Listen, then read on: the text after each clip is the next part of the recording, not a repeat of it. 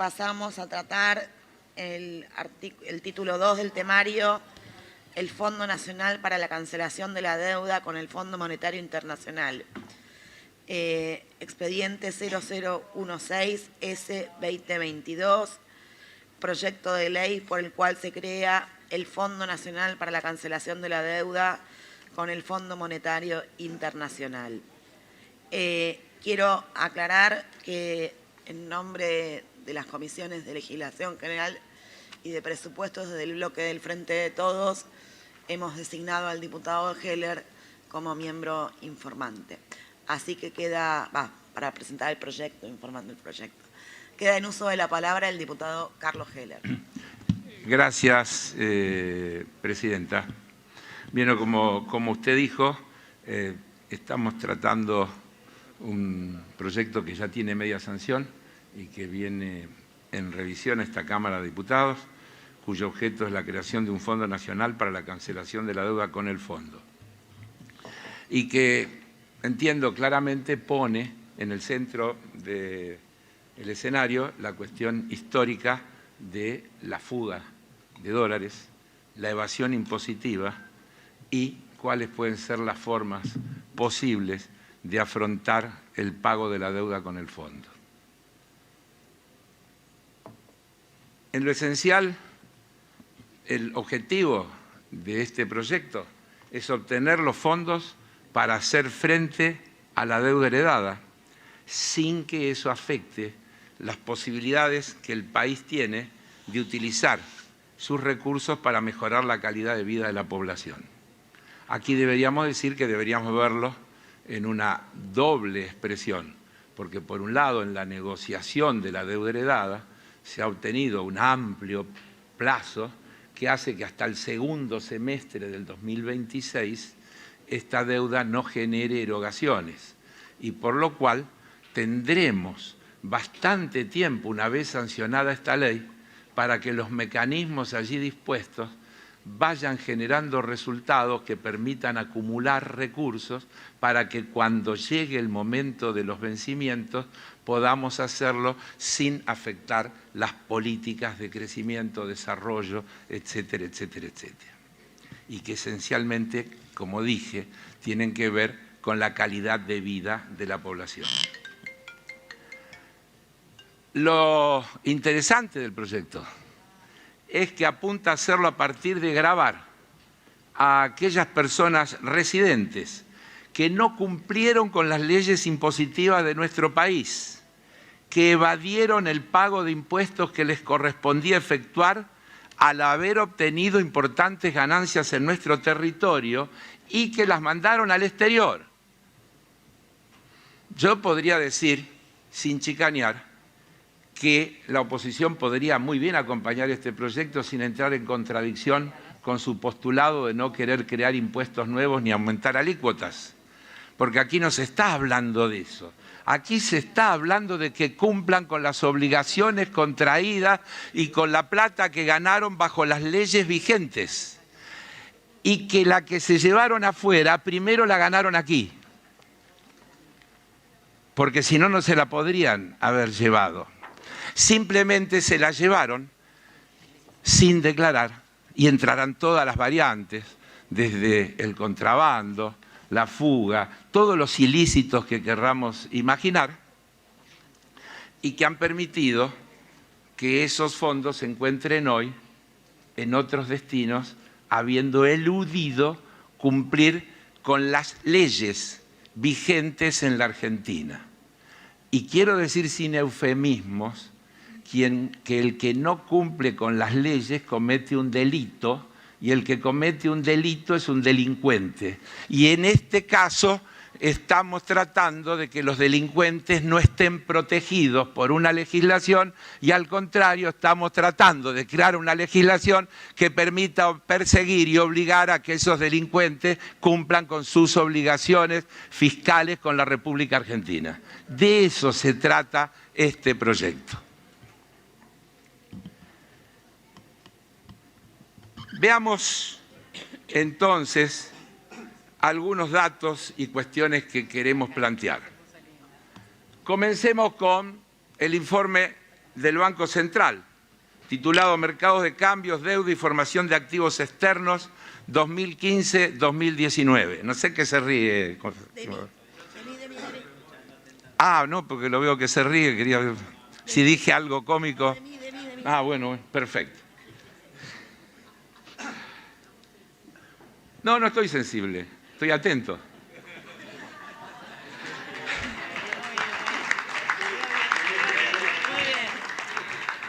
Además, forma parte, no hay problema.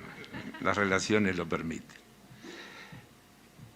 Decía el informe del Banco Central titulado Mercado de Cambios, Deuda y Formación de Activos Externos 2015-2019. Y también quiero empezar incluyendo parte de lo que dijo el presidente de la República en su mensaje al Congreso en la apertura de sesiones el 1 de marzo del 2020, es decir, a poco de haber asumido en su primera intervención ante nuestro organismo. Textual, cito, todos hemos visto impávidos cómo los dólares que deberían haber financiado el desarrollo productivo acabaron fugándose del sistema financiero, llevándose los recursos y dejándonos la carga de la deuda. Esas prácticas son absolutamente reñidas con cualquier idea de progreso. Es la especulación más dañina que puede enfrentar una sociedad. Endeudarse solo para el beneficio de los especuladores y del prestamista. Nunca más a un endeudamiento insostenible. Nunca más a la puerta giratoria de dólares que ingresan por el endeudamiento y se fugan dejando tierra arrasada a su paso. Dice el informe al que hice referencia, cito, durante la fase de ingreso de capitales comprendida entre diciembre de 2015 y principios de 2018, aproximadamente 8 de cada 10 dólares que ingresaron al país desde el exterior tenían su origen en colocaciones de deuda y capitales especulativos. Reitero, 8 de cada 10 dólares que ingresaron desde el 2015 hasta principios del 2018. Después vamos a ver lo que pasó después del 2018. El ingreso de divisas por deuda pública, privada e inversiones especulativas de portafolio sumó en ese periodo 100.000 millones de dólares. En 2018, a partir del cierre de los mercados voluntarios de crédito, se inició una fuerte reversión en los flujos de capitales. Sigo citando el informe del Banco Central.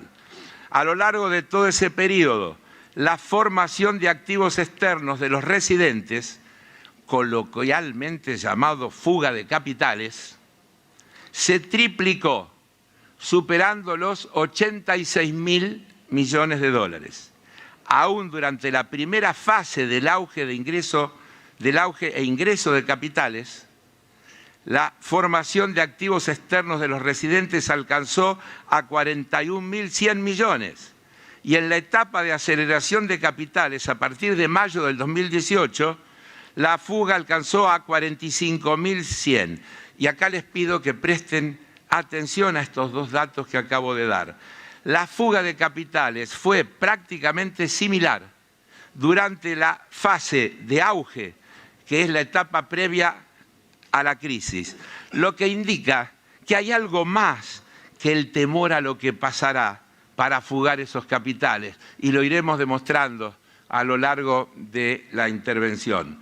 Se fugan los capitales de las operaciones ilícitas, de las operaciones no declaradas, que además tampoco pagaron los impuestos que le correspondía pagar. Lo repito, hubo fuga en el auge, hubo fuga en la crisis. Entre estas operaciones de deuda, el Banco Central acaba de informar sobre los préstamos en dólares del sector privado, cuyo stock se duplicó entre 2015 y 2019. Deuda del sector privado con el exterior.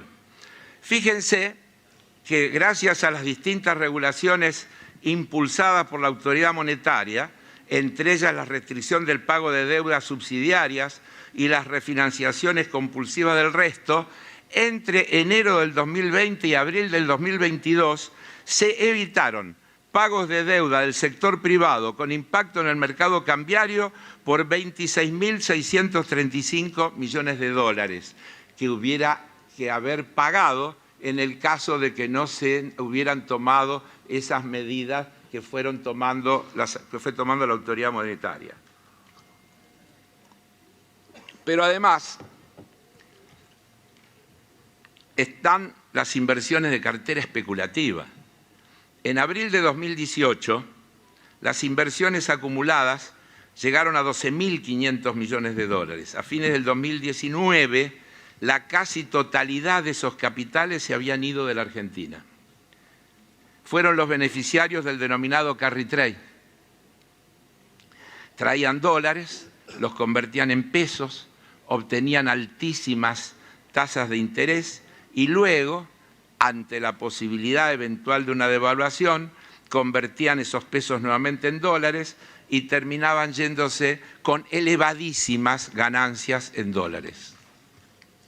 Ganancias que salieron principalmente de los resultados del Banco Central a través de las famosas LEBACs, que quiero hacer una aclaración, hasta la llegada del gobierno de Mauricio Macri, solo podían ser adquiridas por los bancos, y lo que hizo el gobierno de Mauricio Macri o las autoridades del Banco Central en ese momento fue habilitar a que los particulares pudieran incursionar en el mercado de las LEBACs, con lo que al poco tiempo había mucho más LEBACs en manos de particulares que en manos del sistema financiero, que era toda esta bicicleta que luego generaron toda esa fuga.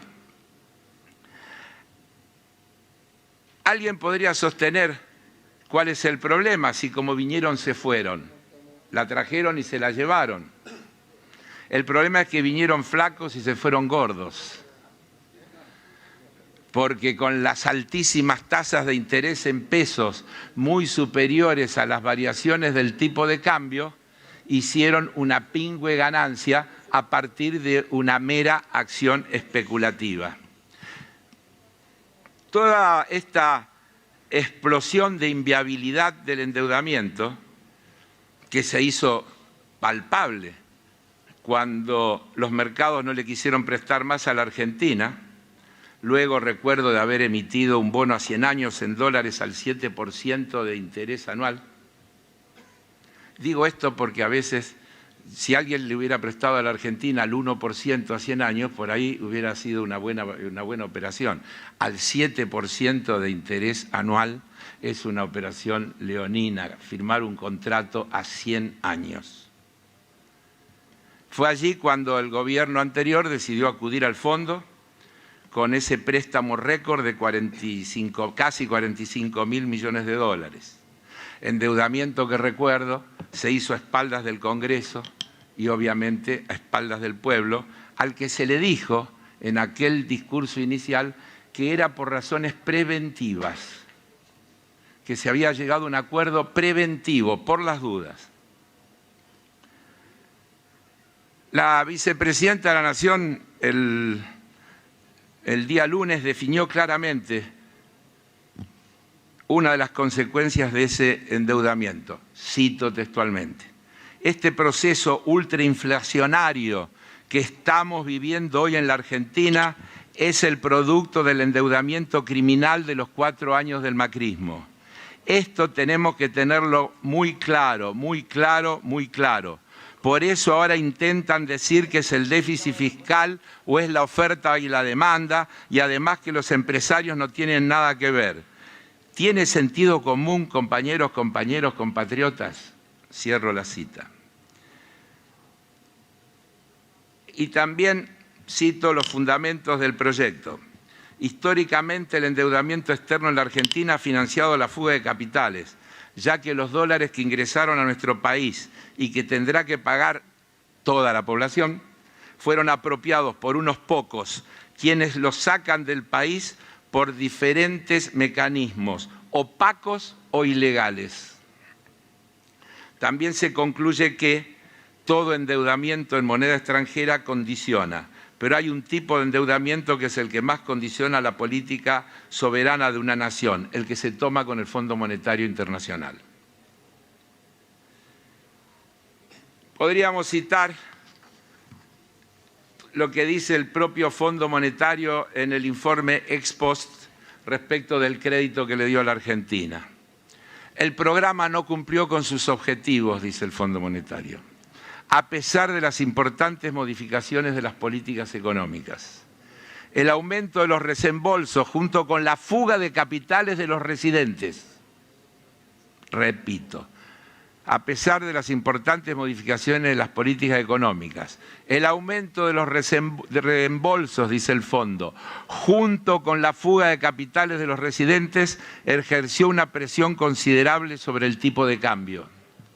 A pesar de las intervenciones cambiarias, más allá de las disposiciones del programa, el tipo de cambio siguió depreciándose, aumentando la inflación y el valor en pesos de la deuda pública y debilitando los ingresos reales, especialmente de los pobres. Informe ex post del Fondo Monetario Internacional. A lo que agrega el fondo. En resumen, el informe concluye que el programa no cumplió con los objetivos de restaurar la confianza en la viabilidad fiscal y externa y al mismo tiempo propiciar el crecimiento económico. Y sin embargo la deuda nos quedó en cabeza de los argentinos y las argentinas y de los inquilinos. Y aquí otra vez quiero detallar la Ley de Fortalecimiento de la Sostenibilidad de la Deuda Pública, la Ley 27.612, que estableció que, entre otras cuestiones, hace falta una ley del Congreso para endeudarse con el Fondo Monetario, a la vez que establece toda emisión de títulos públicos en moneda extranjera y bajo legislación y jurisdicción extranjera que supere dicho porcentaje requerirá de una ley especial del Congreso de la Nación que la autorice expresamente. Estamos hablando, reitero, de cobrarle a los que han fugado dólares. No estamos hablando de crearle ningún nuevo cargo a nadie. Para quienes se han beneficiado con las políticas de endeudamiento y que sean ellos quienes contribuyan a cancelar los montos adeudados al Fondo Monetario Internacional, porque como hemos expresado recién, parte de esa fuga ha sido sustentada con esos dólares que entraron y fue reconocido por el propio Fondo Monetario. Y para que no sea la sociedad en su conjunto que tenga que pagar semejante endeudamiento, que además ha sido eminentemente político, como lo reconoció públicamente el presidente del BID, Claver Carone, cuando dijo que fue una decisión política del gobierno de Donald Trump para ayudar al gobierno de Mauricio Macri.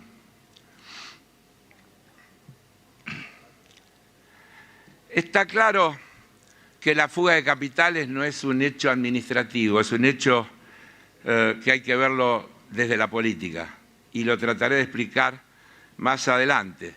¿Por qué? Porque las principales guaridas fiscales no están en algunas islitas perdidas del Caribe, están justamente y son territorio de los países más desarrollados del mundo. Los recursos fugados son recursos que le faltan a la sociedad, que le faltan a los empresarios nacionales, a las pymes, que podrían invertir más, que podrían producir más, que podrían sustituir importaciones y mejorar nuestra balanza comercial y achicar nuestra necesidad de divisas. Solo para que un grupo reducido de evasores incrementen de una manera insólita, exagerada, desproporcionada sus ganancias, que vuelvo a decir, las ganaron en este país en el que pareciera que es tan malo invertir. Aunque, como alguna vez dijo Alfonsín, parece que tan mal no le va. Sin gordito, porque alguno por ahí es flaco.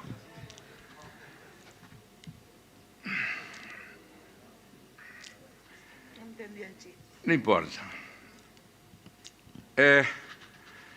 La evasión y la elusión fiscal son uno de los flagelos que existen en el mundo entero. No es un fenómeno argentino, ya que contribuyen a exacerbar las inequidades preexistentes al generar una profundización de la desigualdad de los ingresos. A este punto volveré a citar lo expresado por la vicepresidenta el 20 de junio. En el ranking de países evasores, de países donde la evasión es muy importante, Argentina ocupa el tercer puesto. El primero es Guyana, el segundo Malta y el tercero Argentina. Junto a este podio de tercer país evasor, tenemos otro podio en los países con formación de activos en el exterior. También somos terceros. Miren qué casualidad, somos terceros en evasión y terceros en formación de activos en el exterior. Parece que está clara la situación del país, pero no es un problema argentino. En un informe de este mes, la CEPAL, Comisión Económica para la América Latina, organismo de Naciones Unidas, cita: a corto plazo se deben implementar acciones para reducir la evasión tributaria, que en América Latina representó un 6,1% del PBI en 2018, equivalente a 325.000 millones de dólares, así como revisar los gastos tributarios que implican ingresos no percibidos equivalentes al 3,7% del PBI. Datos que dan cuenta que no se trata de un fenómeno local, no es un problema de los índices impositivos de la Argentina y ninguna de todas esas cosas que se suelen utilizar para explicar estas cuestiones. El flagelo de la evasión no es tampoco un fenómeno nuevo, y la fuga de capitales viene de lejos. Sin ir más lejos, en el año 2015 me tocó integrar como diputado la Comisión Bicameral Investigadora de Instrumentos Bancarios y Financieros destinado a facilitar la evasión de tributos y la consecuente salida de divisas del país. Algunas de mis propuestas finales en ese entonces fueron la eliminación o la profundización del intento de eliminar las guaridas fiscales, la protección para los denunciantes, en especial sobre las prácticas bancarias vinculadas con lavados de activos, y la limitación para la llamada banca privada o banca en secreto. Proyecto que presenté ante dicha comisión bicameral en el año 2015. Como ya mencioné varias veces a lo largo de esta intervención, la evasión y la elusión son fenómenos que se encuentran arraigados en el propio territorio de varias maneras en las principales potencias del mundo. También en esa comisión bicameral citaba el caso de Delaware, uno de los estados norteamericanos más pequeños en territorio, el estado de Delaware. En el sitio oficial de su Secretaría de Estado, sitio oficial de la Secretaría de Estado de Delaware, se decía en aquel momento que el fisco tiene un modo de actuar que se asemeja más al de una de las corporaciones que administra que a un aparato burocrático de gobierno.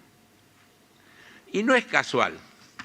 Miren, en ese territorio, en aquel momento, vivían 800.000 habitantes y había radicadas 850.000 empresas en Delaware, estado de los Estados Unidos. 800.000 habitantes, próspero el estado, 850.000 empresas. Ni siquiera las empresas tenían una persona por empresa, porque había más empresas que habitantes. Emprendedurismo puro. En estas jurisdicciones, en la gran mayoría de los casos, la apertura de sociedades se realiza justamente para cometer evasión o elusión, blanquear activos provenientes de los más diversos delitos, así como incluso ocultar patrimonios a herederos y otros tipos de maniobras de las más diversas. El expresidente de los Estados Unidos, Barack Obama, mencionó en un discurso, cuando era candidato a la presidencia antes de asumir, la existencia de un edificio en las Islas Caimán, guarida fiscal públicamente reconocida, que alberga a 12.000 empresas, un domicilio fiscal. Dijo Barack Obama en esa oportunidad, o es el edificio más grande del mundo o es la estafa impositiva más grande del mundo. 12.000 empresas en una misma dirección. El Departamento de Administración Presupuestaria de los Estados Unidos proponía en aquel momento una reforma impositiva que apunte, cito textual, a que las empresas norteamericanas paguen impuestos por los 2 billones que tienen en el 2 billones de dólares que tienen en el exterior no declarados, lo que permitiría crear más empleo, incentivar el crecimiento económico y proveer al Estado y los gobiernos locales de la certeza que necesitan para planear el futuro. Departamento de Administración Presupuestaria de los Estados Unidos. ¿Será que los empresarios de Estados Unidos también están perseguidos, que la presión impositiva es muy alta y que le pasan todas esas cosas que solemos escuchar aquí cuando se quiere explicar por qué se produce la fuga? Raro, ¿no? Nicholas Saxon, miembro de Tax Justice Network, en su libro Las Islas del Tesoro, dice que más de la mitad del comercio internacional tiene lugar a través de las guaridas fiscales. Más de la mitad del comercio internacional tiene lugar a través de las guaridas fiscales. Él las califica como una de las formas de colonialismo moderno, ya que dice, implican la transferencia de los pobres hacia los ricos, al proveer a las grandes empresas y personas acaudaladas los mecanismos para desviar sus ganancias hacia jurisdicciones con estructuras impositivas casi inexistentes, evitando el pago de sus obligaciones fiscales en el país de origen. No habla de la Argentina, no está hablando de la terrible persecución que se le hace aquí a los empresarios que fugan. El proyecto que estamos tratando impulsa la creación de un fondo para cancelar la deuda con el fondo a partir de las inversiones de residentes no declaradas en el exterior. Y ha tenido, vale la pena decirlo, importantes adhesiones internacionales. La Red de Justicia Fiscal de América Latina y el Caribe, integrada por reconocidas organizaciones de la región, y cuyo lema es un sistema fiscal justo, es una herramienta esencial para combatir la desigualdad, posibilitar el desarrollo y promover el crecimiento equitativo y sustentable, emitió una declaración sobre la iniciativa nuestra, esta que estamos tratando, en la que dicen: la disputa por los recursos es parte de la puja por el poder real. En particular agregan: en el complejo futuro que Argentina deberá enfrentar en los próximos años, es una iniciativa que pone el acento en el combate al fraude tributario para pagar la deuda contraída por el gobierno de Macri sin poner en riesgo la inversión social. Textual de la cita del documento. En Estados Unidos, por ejemplo, hace ya casi 20 años, se inició una investigación penal a un banco suizo, al UBS. En un momento dado llegó a un acuerdo con esta entidad que incluía la provisión de nombres e información bancaria de los clientes estadounidenses que tenían su plata en el UBS en Suiza. Sentó un precedente para arreglos futuros con otros bancos, dando como resultado, según datos oficiales, la recuperación de 100.000 millones de dólares en recaudación para los Estados Unidos. El acuerdo con el UBS sirvió como antecedente para otros acuerdos, 100.000 millones de dólares producto de ese acuerdo. Desde luego que la relación de fuerza de Estados Unidos frente a Suiza venía acompañada de: o nos dan la lista o le cerramos todos los bancos que operan en Estados Unidos. Y entonces el libre mercado optó por dar la lista. Fue tan así y tan fuerte la presión que a partir de 2014 Suiza levantó el secreto bancario para los clientes de Estados Unidos. Reitero, Suiza levantó el secreto bancario para los clientes norteamericanos. Del otro lado del Atlántico, hace poquito, en febrero, una importante mayoría de miembros del Parlamento de la Unión Europea apoyaron una iniciativa para poner a Suiza en la lista negra por ser uno de los países con mayor riesgo de práctica de lavado de dinero a través de la denominada banca en las sombras o banca privada. Pusieron en marcha una investigación denominada Swiss Secrets, en el que dejan en claro, cito, lo que es bueno para los adinerados clientes de los bancos puede ser perjudicial para todo el resto. Cuando los políticos corruptos o el crimen organizado ponen dinero a resguardo en Suiza, las víctimas de sus crímenes probablemente nunca la verán de nuevo. Las cuentas identificadas como potencialmente problemáticas en esta investigación poseen más de 8.000 millones en activos. En un informe de Naciones Unidas de julio del 2020, se sostiene que recaudar más fondos con los que mitigar el impacto económico y social creado por el COVID-19, en lugar de recurrir a un mayor endeudamiento, es la receta indicada para una América Latina, donde solo en 2018 el incumplimiento tributario se ubicó en 325.000 millones de dólares, como ya cité, equivalente al 6,1% del PBI.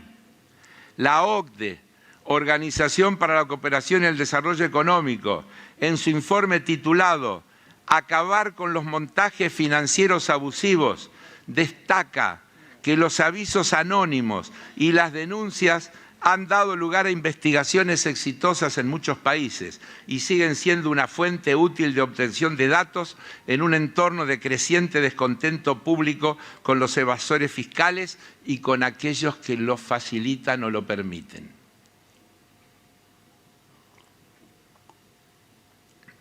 En definitiva, señores diputados y señoras diputadas, se trata simplemente de hacer cumplir las reglas tributarias de cada país para que quienes obtienen ganancias en ellos paguen lo que corresponde. De eso se trata, de eso estamos hablando.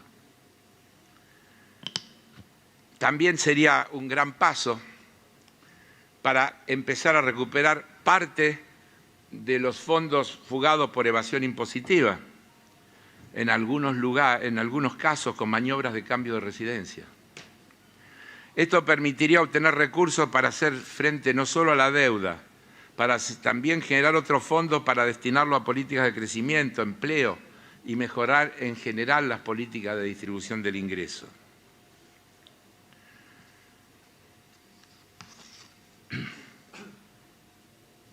Entrando concretamente en el aspecto del proyecto que estamos considerando. Sí, claro, he estado dando el escenario, si a usted no le parece mal, y las razones por el proyecto. Ahora me voy a referir al contenido del proyecto. Si le incomoda, estoy informando el proyecto y todo lo que dije es pertinente para explicar por qué este proyecto. Palabra, si quiere hablar, no, pero no importa. En el artículo 5 se establece que el fondo será administrado y gestionado por el Ministerio de Economía.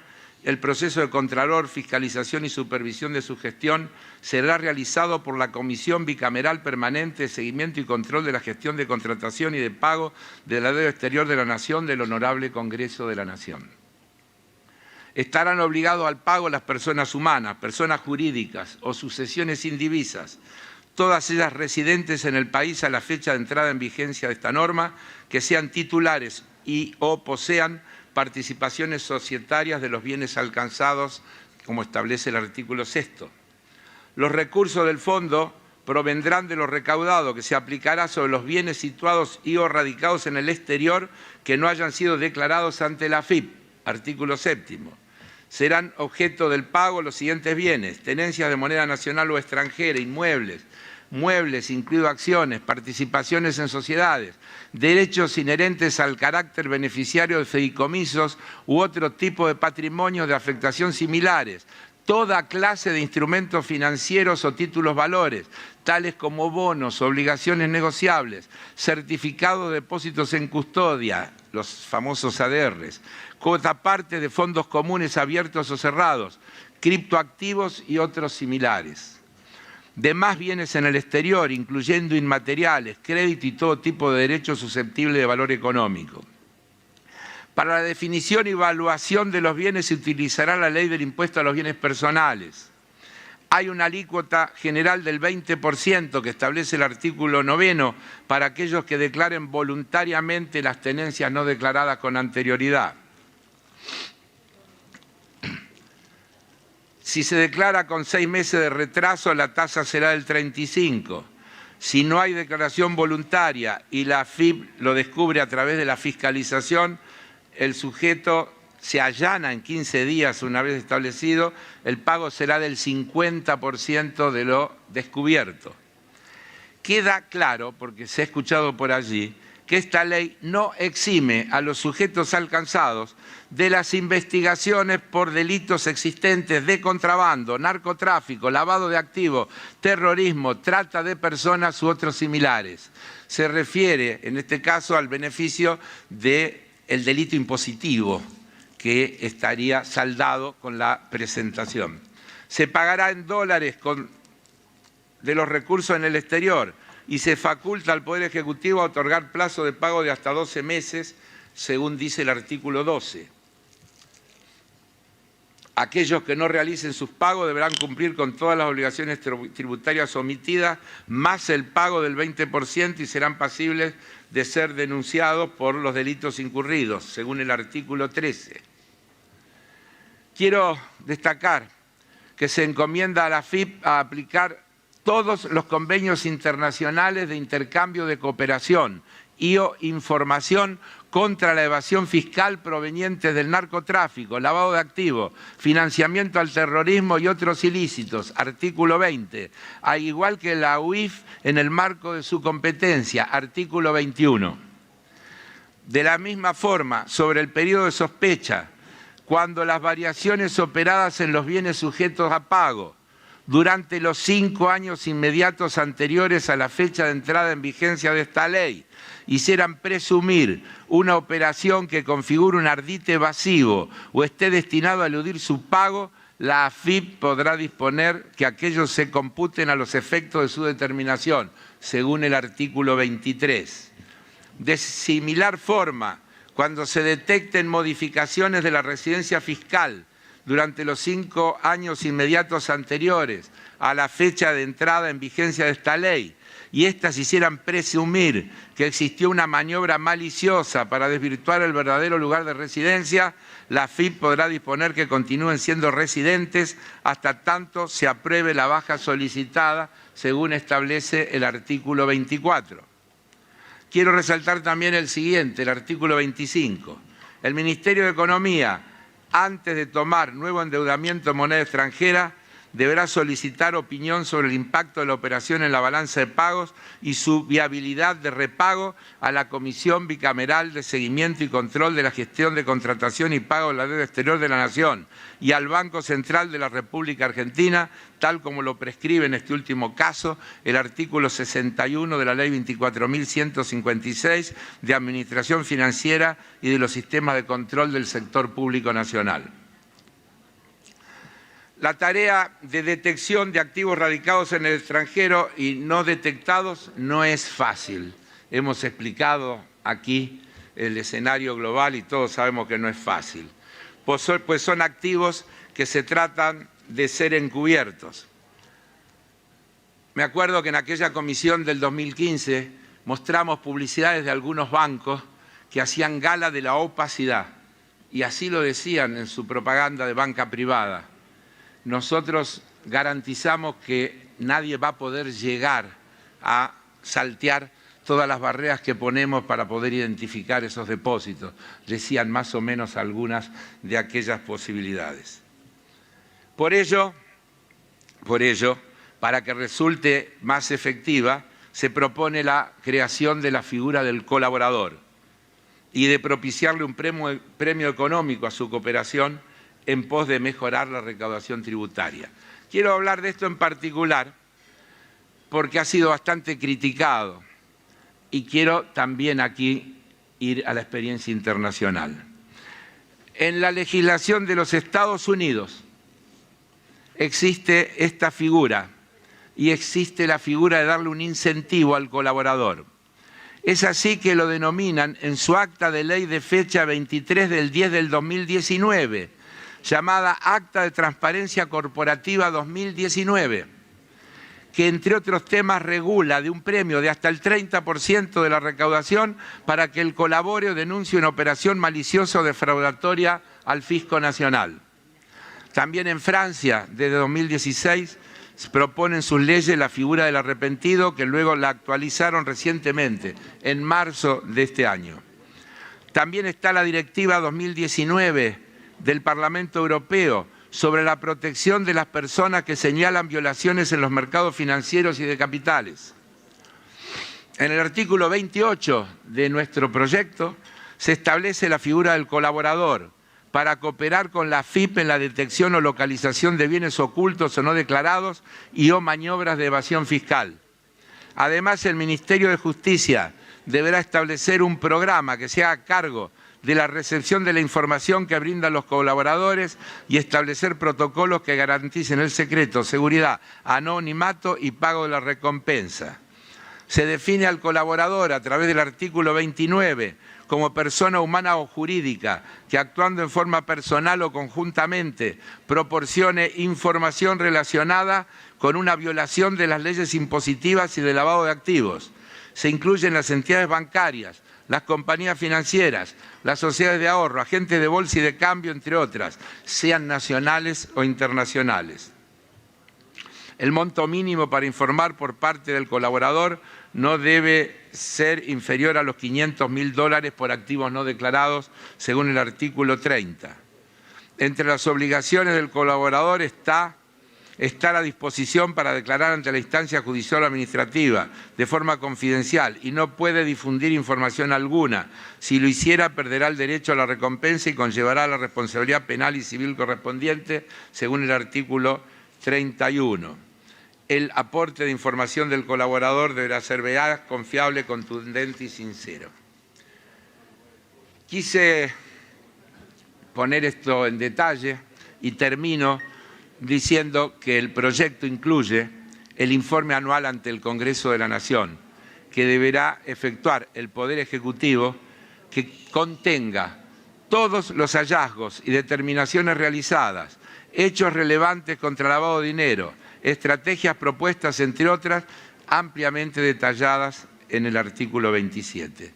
Señoras diputadas, señores diputados, he comentado los aspectos centrales del proyecto, el marco y las razones por las que estamos propiciando convertir en ley esta media sanción que ya ha dado el Senado, entendiendo que de concretarse abriremos la posibilidad para recuperar buena parte de la plata ganada en la Argentina, que no ha tributado sus impuestos, que se ha fugado y que hoy está castigando a muchas y muchos de los argentinos que pasan todo tipo de privaciones como consecuencia de esas políticas. Muchísimas gracias. Gracias, diputado Heller.